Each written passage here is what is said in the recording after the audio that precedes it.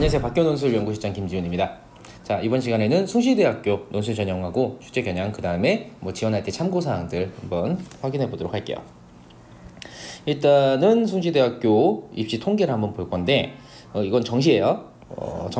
정시에서 우리가 주목할 부분은 어떤 거냐면은 추가 합격 인원이 조금 많아요. 여기가. 그리고 그때 재작년인가 한번 사건이 한번 있었죠. 숭실대에서 정시에서 최종적으로 6명이 비어가지고 2차 추가를 6명을 뽑았었어요. 경영학과에서. 그런 일도 좀 있었거든요. 네, 그래서 충원 합격률이 좀 높은, 아무래도 이제 학교 특성상 충원은 이제 위 학교로 올라가는 경우가 좀 많다 보니까 충원 합격률이 좀 높은 편이긴 합니다. 이 점수는 이 숭실대학교에서 사정하는 점수가 있기 때문에 그 점수에 맞춰서 봐야 되고, 이 부분은 나중에 한번 참고해 보면 될 거예요. 자, 그리고 영어 등급은 대충 이 정도다. 이렇게 파악하시면 되고요. 자, 논술 점수인데, 논술 점수가 이제 예전에는 이렇게 학과별로 하나씩 나왔다가 이번에는 이제 평균 점수가 나왔어요. 크게 큰 차이는 없죠.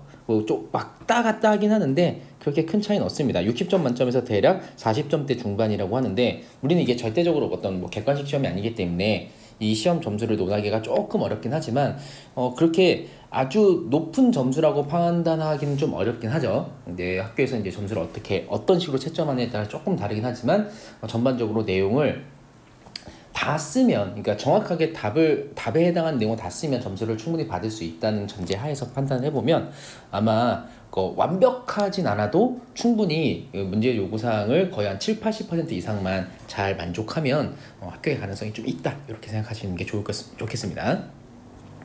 자, 학생부 수자 같은 경우는 아무래도 내신 등급이 높아야겠죠. 그래서 내신 등급 보면 전반적으로 2등급대에 형성되는 게 보이죠. 특수하게 1.96인데 이것도 2등급이라고 봐야겠죠.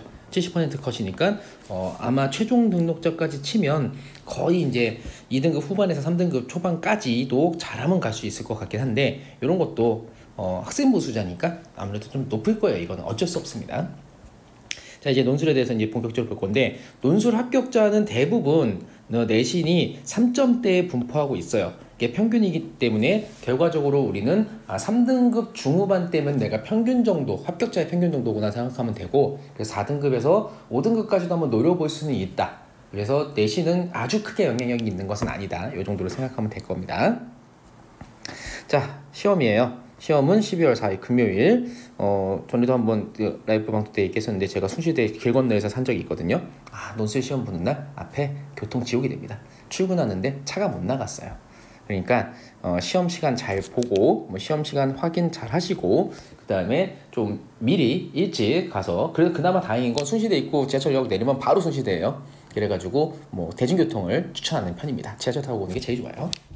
모집 인원은 전체 합쳐서 292명이고요. 자, 경쟁률이 대략 이제 20대, 30대 이렇게 왔다 갔다 하는 수준인데, 중요한 건 실제 경쟁률은 요거보다 확실히 떨어진다는 거 다 알고 있죠. 최소 절반 이하로 떨어집니다. 실제로 숭실대 시험으로 보러 갔다 온 친구들의 증언에 의하면 절반도 안 온 것 같다는 얘기도 했었어요. 그러니까 아마 거의 10대 1 정도 수준에서 완성이 될 겁니다. 좀 높아도. 그러니까 경쟁률에 크게 너무 걱정 안 하셔도 될 거예요. 마찬가지입니다. 경쟁률 한번 쭉 훑어보는 거예요. 그나마 경영학부가 제일 경쟁이 높구나. 이렇게. 아무래도 경영학과가 좀 인기 학과다 보니까 이건 그럴 수밖에 없죠. 언론홍보학과도 좀 높네요. 언론홍보학과가 좀 공부하기 좀 어려운 과목이긴 한데 그래도 예전부터 굉장히 유명한 학과였죠. 자, 반영요소 논술 60%에서 60점 만점입니다. 그 다음에 내신이 40%, 내신이 꽤 높은 편이긴 하죠. 그리고 내신이 좀 높은 편이긴 한데 또 보면은 뒤에 먼저 보면은 내신 반영고과가 전과목이에요. 전과목 100% 가중치 없다. 역시 전과목. 가중치가 좀 다르죠. 인문계열은 국어의 가중치가 있는 반면에 현상계열은 수학의 가중치가 있습니다. 당연한 얘기죠. 그래서 전과목이 다 들어가다 보니까 아무래도 내신이 조금 빡빡한 편이에요. 물론 점수 구간을 생각하면 그렇게 내신이 엄청난 영향력이라고 보긴 힘들어도 전과목이 들어간다는 게 좀 부담이 되긴 합니다. 근데 아까 우리 봤죠. 실제로 합격자들의 평균 내신이 3.7, 3.8 이렇게 왔다 갔다 하니까 내가 4등급 이내로만 유지가 되고 있다면 내신 때문에 깎이는 일은 없겠구나, 이렇게 생각하시면 됩니다. 앞에 넘어간 거는 이제 수능 응시 영역. 자, 나형 봐야 됩니다. 사과탐은 상관없네요. 근데 수학을 나형을 봐야 돼요. 수학 가형 보면은 인문이나 경상계열 시험하면 안 됩니다. 이런 거 확인하시고, 그 다음에 최저가 2개 합 6이니까 뭐 3, 3, 2, 4 요 정도까지 가능합니다. 그 다음에 한국사 필수고요. 그리고 사과탐은 한 과목만, 탐구는 한 과목만 반영한다. 그런데 두 과목을 꼭 보긴 봐야 한다. 애매하죠? 두 과목을 꼭 봐야 되는데 반영은 한 과목만 할게. 뭐 이런 식입니다. 그러니까 몇 가지 조건들을 보고, 보통 이제 수능을 뭐 탐구 한 과목만 보는 일은 없으니까 크게 고려할 사항은 아니긴 할 거예요. 조심할 거는 혹시 가형, 그럴 리는 없겠지만 혹시 가형 보고 인문경상 지원하려고 하는 친구도 있으면 안 된다는 거 알아두도록 합니다. 자, 문제를 볼 건데, 숭실대가 이건 뭐 저의 주관적인 판단이 좀 많이 개입된 건데, 숭실대 인문 문제가 좀 개인적으로 좀 어렵다고 생각을 해요. 뭐 좀 어려워요. 제 생각에도 어렵고, 보통 주제가 이게 사회탐구 교과 과목에 딱 맞아 떨어져가지고 쉽게 분류할 수 있는 거면 좋겠는데, 숭실대는 제시문은 좀 짧은 편이긴 한데 주제가 조금 어려운 경우가 있어요. 일반적인 주제, 그러니까 일반적인 사회적 주제, 이슈를 좀 갖고 오기도 하고, 예전에 제가 봤을 때 뭐 시뮬라크로도 나오고 막 그랬거든요. 뭔지 모르죠. 시뮬라시온 뭔지 모르죠. 그런 게 나와요. 그래서 요게 약간은 철학과 교수님들이 조금 문제 내는데 관여를 많이 하시는구나, 진짜 많이 관여하시는구나, 이런 생각이 좀 할 수 있을 정도고, 그래서 주제가 조금 어렵다. 제시문은 짧은 적도 있고 긴 적도 있고 막 그래요.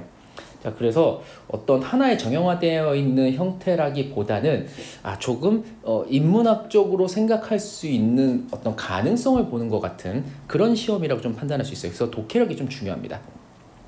그래서 이제 우리가 여기서 이렇게 얘기하고 있죠.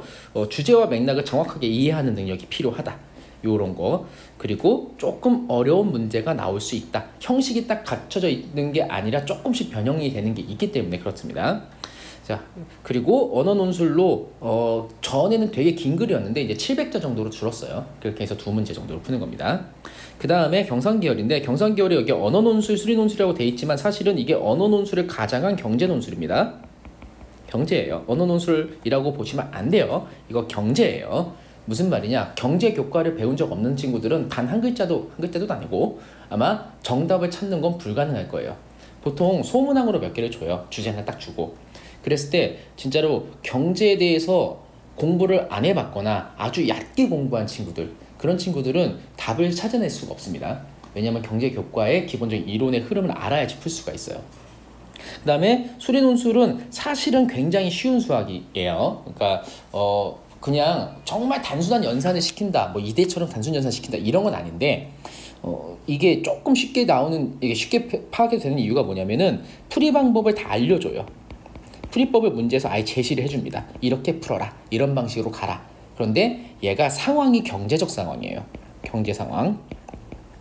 그러니까 경제적 상황에 맞춰서 어떤 수학적 계산하는데 뭐 여러 가지가 나오기도 합니다. 뭐 그냥 단순히 등비수열 같은 경우가 나오는 경우도 있고, 그냥 뭐 무리함수, 유리함수는 안 나고 보통 무리함수죠. 무리함수나 뭐 2차 함수, 이런 함수 해석을 하면 뭔가 결과가 나오게, 이렇게 나오는 경우 있고, 뭐 단순 연산이 나오는 경우도 있어요. 그럴 때는 문제가 좀 많아요.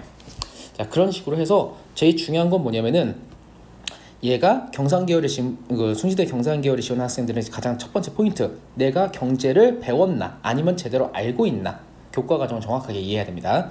그 다음에 수리논술 같은 경우는 단순 연산이긴 하지만 그래도 상황이 경제적 상황이라서 좀 헷갈릴 수는 있어요.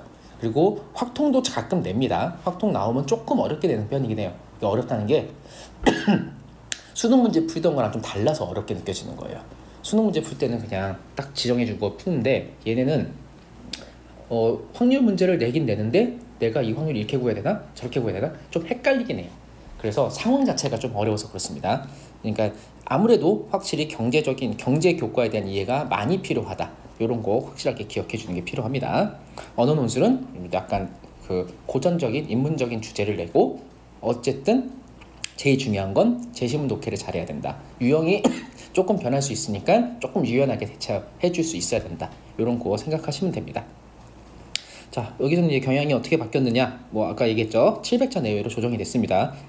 글자 수가 조금 줄었어요. 그 다음에 경제 개념 굉장히 중요하다. 요거 꼭 기억하십니다. 자, 그러면 이제 종합해서 숭실대 문제가 제일 중요한 건 아까도 얘기한 것처럼 인문계열은 독해력, 그 다음에 경상계열은 경제적 그 지식 이런 걸 바탕으로 해야 되니까 확실히 이쪽에 기본적인 그 능력이 있는 친구들한테는 유리한데, 만약에 이게 부족하다, 그런데 난 순시대에 지원하겠다라고 하면 이 부분에 대한 좀 공부가 확실히 필요하고, 내신은 4등급 이내면 아무 문제가 없다. 그런데 4등급 넘어가서 5등급 근처면은 조금 내 논술을 좀 더 잘 써야겠구나, 이렇게 판단하시는 게 좋아요. 그리고 실제로 시험장 가보면 잘 쓰는 친구들이 그렇게 많진 않아요. 난이도가 좀 높다 보니까. 그래서 실제로 나중에 시험장 갔을 때 너무 이렇게 쪼지 말고 충분히 내가 할 얘기 잘 쓰면 좋은 결과 있을 거라고 좀 자신감 가지고 접근해도 됩니다. 자, 지금까지 순시대 논술의 전반적인 경향을 얘기했으니까 수시 지원할 때 꼭 참고해서 제대로 잘 지원하시기 바랍니다. 자, 여기까지입니다.